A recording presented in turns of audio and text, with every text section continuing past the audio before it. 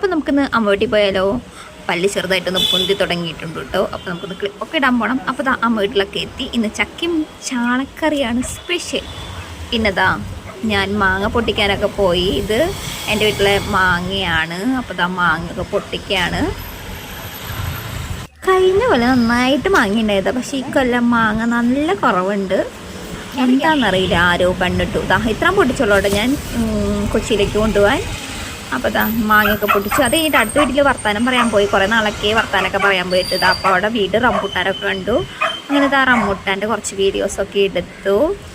ഒരുപാടുണ്ട് കേട്ടോ. ഇതിപ്പോൾ ഇനി വലുതാവുമ്പോൾ വീണ്ടും പോയി വീഡിയോ ഒക്കെ എടുക്കണം. കുറേ നാളെ ഇവിടേക്കൊക്കെ പോയിട്ട്.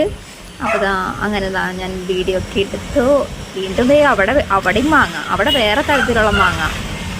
അങ്ങനെ അവിടുത്തെ വർത്താനം വിശേഷങ്ങളും കുശുമ്പുകളും അവിടുത്തെ കാര്യങ്ങളൊക്കെ സംസാരിച്ച് ഞങ്ങൾ നേരെ വീട്ടിലോട്ട് പോവാണ്.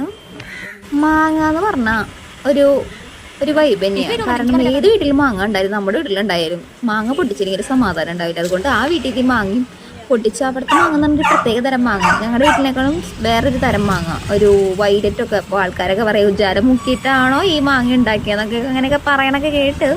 അപ്പോൾ ഞാൻ വീണ്ടും പിന്നെ 4 മണി ഇപ്പോൾ പാലൊക്കെ വാങ്ങാനൊക്കെ പോയി. അമ്മ ഹായ് കൊടുക്ക്. ഹായ്. ആർക്കുമല്ല, വെറുതെ കാണാൻ.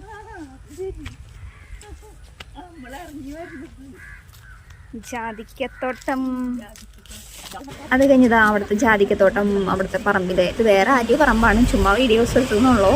അപ്പോൾ ജാതിക്കത്തോട്ടം കണ്ടപ്പോൾ. അപ്പോൾ വീഡിയോ എല്ലാവർക്കും ഇഷ്ടപ്പെട്ടെങ്കിൽ ലൈക്ക് ചെയ്യുക. അപ്പോൾ ഓക്കെ, ബൈ.